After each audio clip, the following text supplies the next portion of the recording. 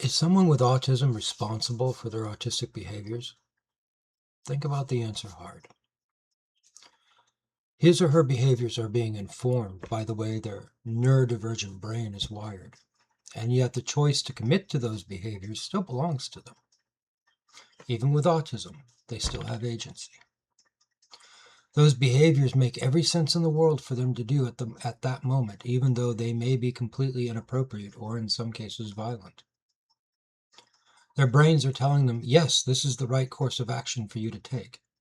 Maybe even screaming it at them, even if they know intellectually that's not the case. The same is true of people with ADHD. In order to perform normally with relatively normal behaviors, it can take an extreme amount of effort. And even then, they're really just role-playing for all intents and purposes. It's exhausting, draining, and the end result is never quite right. Now understand that this is also what's going on with hamartia, traditionally translated as sin. The difference here is that every human being has this disorder. We don't even recognize it for what it is because we've only ever had one normal human being born in the last couple of millennia.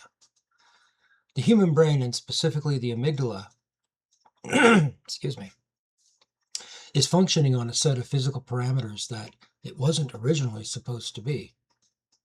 If you compare it with, say, our closest cousins, the chimpanzee or the bonobo, it's 4 times larger. And that is, even though the human brain is larger as a whole from the chimpanzee brain, it's still disproportionately larger.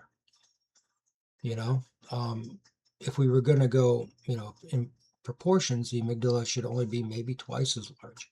No, it's 4 times larger.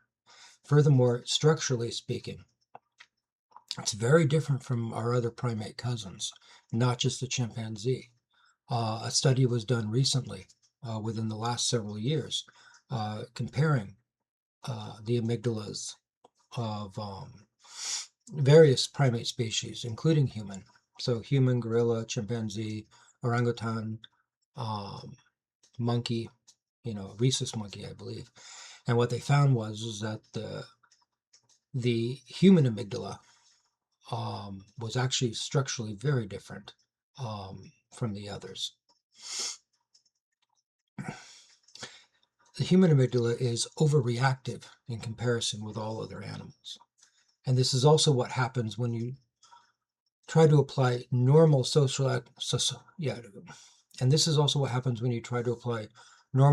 expectations to this human disorder, such as with rules or moral law. It becomes role-playing and masking. It can take an extreme amount of effort to not give in to what your own brain is screaming at you to do. It's exhausting and draining trying to just perform normally. The choice to commit to those hamartia behaviors still belongs to the person in question, but understand that it is that person's own brain which is influencing them and pushing them to do so. As long as it is the brain which is the source of responses and behaviors, this will be the case. This is what the gospel is really about, changing the source of responses and behaviors and bypassing that dysfunctional hardware of the human brain. Because the truth is that we are not just animal. We are also logos. We are also spirit. We are not just flesh. We are also spirit. And originally, the brain was meant to be a transceiver of sorts for that logos or spirit, what is now frequently called consciousness. The altered parameters of the human amygdala put us constantly under the control of our survival responses, and the fear response in particular, so that we treat everything, every memory, every like or dislike, every imagining, every encounter as either a survival threat or a survival necessity. This constant state blocks or obstructs the original natural control and response of the spirit or logos. This is why Jesus Christ came and why he died and resurrected. Because what has died has been made right from hamartia. Jesus Christ died and resurrected or resuscitated because this is literally the only thing which can, for certain, neutralize our problem. The after effects of those who have near-death experiences, those who have literally died or been brain dead for a short period and then returned to life, are fairly well documented. And they are all marked by a sudden increase of love, empathy, and compassion for all other people, sometimes supernatural abilities, and the genuine and mostly permanent loss of being controlled by their fear. So how do you make this available to every human being without them actually having to die? And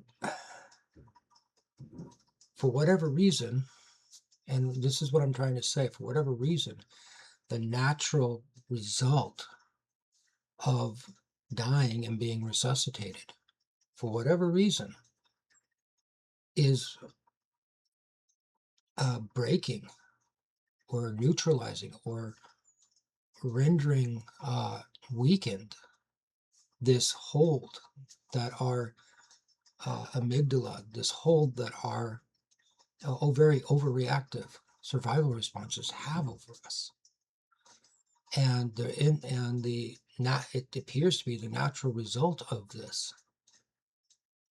is allowing that spirit, allowing that logos to start taking control again and actually giving us that choice. And this is what Paul was talking about in Romans 6 through 8, as well as most of his other letters. So how do you make this available to every human being without them actually having to die? This is why the Logos, the head of every other Logos human beings carry and to whom every human being is connected, incarnated as a human being, and why he chose to die and resurrect. Because in so doing, his death and resurrection experience becomes our death and resurrection experience. And the after effects upon the human brain become ours as well, if we are aware that we are capable of choosing them and do so.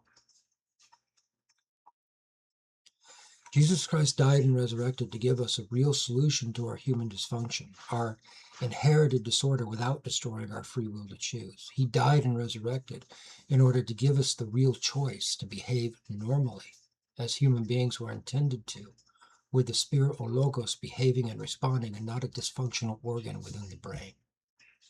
He died and resurrected to restore us and change us to what we were intended to be, incarnations of the logos, just like him.